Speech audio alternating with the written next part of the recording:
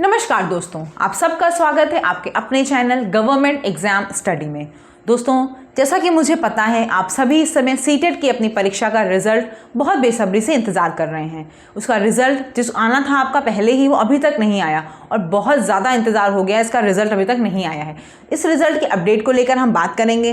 बाकी कई कैंडिडेट्स के कुछ ऐसे क्वेश्चंस आए थे जिनका कि मुझे लगा कि जवाब देना बहुत ज़रूरी है, क्योंकि आप सभी उस चीज़ों को लेकर बहुत परेशान हैं। पहले हम बात कर लेंगे नॉर्मलाइजेशन की, क्योंकि आज इस समय कैंडिडेट्स के ज़्यादा से ज़्यादा क्वेश्चन इसी चीज़ पे आ रहे हैं कि मेरे इतने मार्क्स हैं इस शिफ्ट में, तो क्या मेरे नंबर घटेंगे कि बढ़ेंगे, नॉर्मलाइजेशन कैसे होगा, क्या होगा, इन सभी चीज़ों की पूरी प्रक्रिया हम यहाँ पे डिस्कस करेंगे।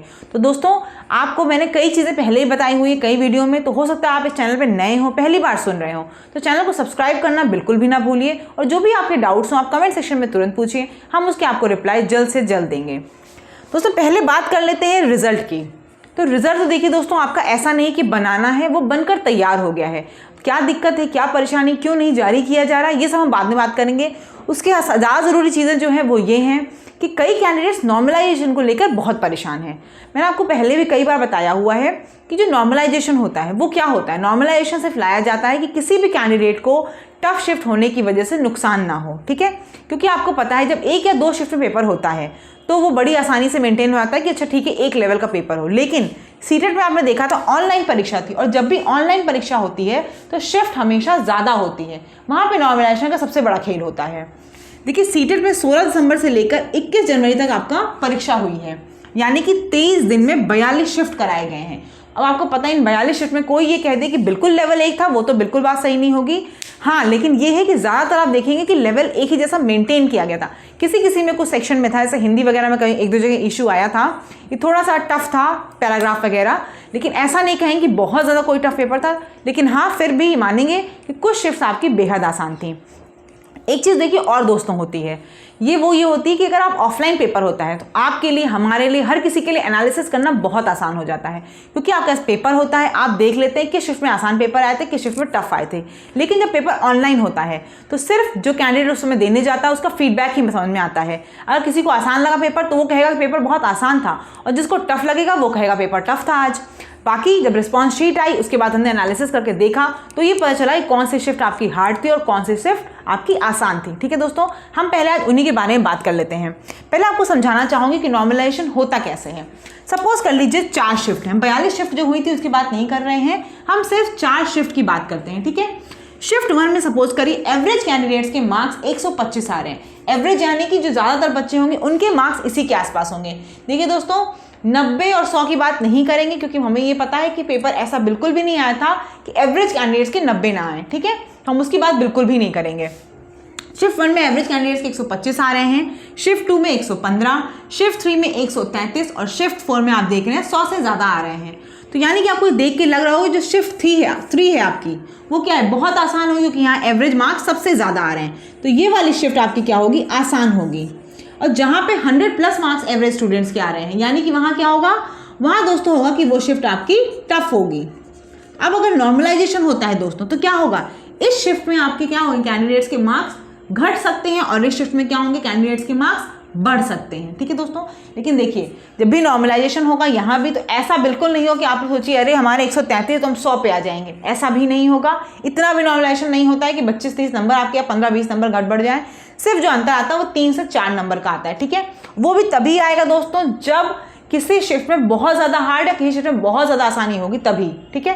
तो आप अभी जितने आपके नंबर आ रहे हैं उनको लेकर एकदम परेशान मत होइए। अगर आपके 95 आ रहे हैं तो आप ये मत सोचिए कि अब नॉर्मलाइजेशन होगा, मेरा शिफ्ट आसान रहा होगा, मैं 90 से नीचे चला जाऊंगा, ऐसा बिल्कुल भी नहीं होगा। इस चीज़ को तो दिमाग से निकाल दीजिए, इस चीज़ को कमेंट में पूछेगा भी नहीं, ठीक है। कई कैंडिडेट्स यही बार पूछ रहे हैं, मैम मेरे 95 हैं तो क्या अब नॉर्मलाइजेशन होकर मैं क्वालिफाई हो पाऊंगा कि नहीं। देखिए, पेपर 1 सीटेट, आपको पता है सीटेट खाली क्वालिफाई करने के लिए होता है, सिर्फ क्वालिफाई करने के लिए। इसके कोई मार्क्स नहीं आपके होते। 90 अगर आपके आ रहे हैं तो आप सेफ हैं, ठीक है। 90 आपको खाली लाना है, अगर आप 90 ला ले रहे हैं तो बस सेफ है। फिर आप आगे किसी भी जगह, यूपी में है तो सुपर टेट वगैरह दीजिए, किसी और जगह तो आप सीधे एलिजिबल होइए, केवी वगैरह में, आर्मी में भी, जहाँ भी एलिजिबल होना है, ठीक है। सीटेट खाली क्वालिफाइंग है। तो मैं यही बताना चाहती थी आपको कि ऐसे ईजी और टफ होगा, और 2 से 3 या 4 नंबरों का हार्डली अंतर होगा, वो भी हर शिफ्ट में नहीं होगा, किसी किसी शिफ्ट में है, ठीक है। जैसे कि मेरे अकॉर्डिंग अगर बात करें तो 30, 31 इन सब की जो थी वो शिफ्ट हार्ड थी। 3, 4, 13 जनवरी इसकी भी शिफ्ट हार्ड थी, ठीक है, कंपैरिजन टू अदर्स। कोई भी पेपर बहुत ज़्यादा मैं नहीं कहूँगी बहुत हार्ड आ गया था, हाँ, लेकिन कंपैरेटिवली अगर आप देखेंगे तो ये शिफ्ट आपकी हार्ड थी, ठीक है। जो आपकी ये वाली थी 20, 21, 22 और 23, ये वाली शिफ्ट तो आपकी दोस्तों ऐसी थी कि ये आपकी काफ़ी आसान थी, इनका जो लेवल आया था वो काफ़ी आसान आया था, ठीक है। तो इनमें और इनमें ही खाली शायद कुछ हो सकता है, मॉड्यूलेशन हो, नॉर्मलाइजेशन हो, बाकी तो देखिए कोई ऑफिशियल चीज़ तो मैं बता नहीं रही हूँ कि मैं वहाँ कुछ कर रही हूँ। ये तो देखिए सीटेड वाले लोग हैं, सीटेड जो कंडक्ट करा रहे हैं, अथॉरिटी होगी वहाँ पे, पूरे मेंबर होंगे, वो जो डिसीजन लेंगे वही होगा। हम आप तो डिस्कस खाली कर सकते हैं, एनालिसिस कर सकते हैं हम लोग, ठीक है। हम कोई ऑफिशियल आपको अपडेट नहीं दे सकते, किसी भी चीज़ की ऑफिशियल हम अपडेट नहीं दे सकते, अथॉरिटी ही नहीं हमारे पास है। अब हम बात करते हैं रिजल्ट की दोस्तों।